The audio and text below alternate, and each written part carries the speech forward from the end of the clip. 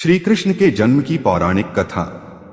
भाद्रपद कृष्ण अष्टमी तिथि की घनघोर अंधेरी आधी रात को रोहिणी नक्षत्र में मथुरा के कारागार में वसुदेव की पत्नी देवकी के गर्भ से भगवान श्री कृष्ण ने जन्म लिया था। यह तिथि उसी शुभ घड़ी की याद दिलाती है और सारे देश में बड़ी धूमधाम से मनाई जाती है। द्वापर युग में भोजवंशी राजा उग्रसेन मथुरा में राज्य करता था। उसके आत्ताई पुत्र कंस ने उसे गद्दी से उतार दिया और स्वयं मथुरा का राजा बन बैठा। कंस की एक बहन देवकी थी, जिसका विवाह वसुदेव नामक यदुवंशी सरदार से हुआ था। एक समय कंस अपनी बहन देवकी को उसकी ससुराल पहुंचाने जा रहा था।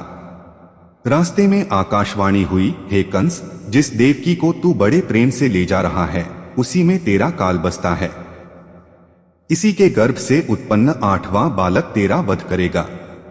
यह सुनकर कंस वसुदेव को मारने के लिए उद्यत हुआ। तब देवकी ने उससे विनयपूर्वक कहा, मेरे गर्भ से जो संतान होगी उसे मैं तुम्हारे सामने ला दूंगी। बहनोई को मारने से क्या लाभ है। कंस ने देवकी की बात मान ली और मथुरा वापस चला आया। उसने वसुदेव और देवकी को कारागृह में डाल दिया। वसुदेव देवकी के एक एक करके 7 बच्चे हुए और 7 को जन्म लेते ही कंस ने मार डाला। अब 8वां बच्चा होने वाला था। कारागार में उन पर कड़े पहरे बैठा दिए गए। उसी समय नंद की पत्नी यशोदा को भी बच्चा होने वाला था। उन्होंने वसुदेव देवकी के दुखी जीवन को देख 8वें बच्चे की रक्षा का उपाय रचा। जिस समय वसुदेव देवकी को पुत्र पैदा हुआ, उसी समय संयोग से यशोदा के गर्भ से एक कन्या का जन्म हुआ, जो और कुछ नहीं सिर्फ माया थी।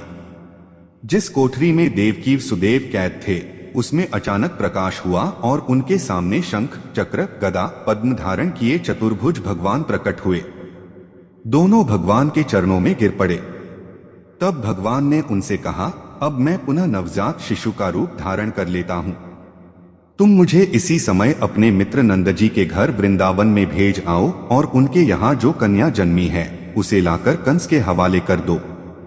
इस समय वातावरण अनुकूल नहीं है, फिर भी तुम चिंता न करो। जागते हुए पहरेदार सो जाएंगे, कारागृह के फाटक अपने आप खुल जाएंगे और उफनती अथाह यमुना तुमको पार जाने का मार्ग दे देगी। उसी समय वसुदेव नवजात शिशुरूप श्री कृष्ण को सूप में रखकर कारागृह से निकल पड़े और अथाह यमुना को पार कर नंदजी के घर पहुंचे। वहां उन्होंने नवजात शिशु को यशोदा के साथ सुला दिया और कन्या को लेकर मथुरा आ गए। कारागृह के फाटक पूर्ववत बंद हो गए। अब कंस को सूचना मिली कि वसुदेव देवकी को बच्चा पैदा हुआ है। उसने बंदीगृह में जाकर देवकी के हाथ से नवजात कन्या को छीनकर पृथ्वी पर पटक देना चाहा, परंतु वह कन्या आकाश में उड़ गई और वहां से कहा, अरे मूर्ख, मुझे मारने से क्या होगा? तुझे मारने वाला तो वृंदावन में जा पहुंचा है। वह जल्द ही तुझे तेरे पापों का दंड देगा। यह है कृष्ण जन्म की कथा। दोस्तों, कहानी अच्छी लगी तो लाइक करें, शेयर करें, कमेंट करें और चैनल को सब्सक्राइब करें। Thank you.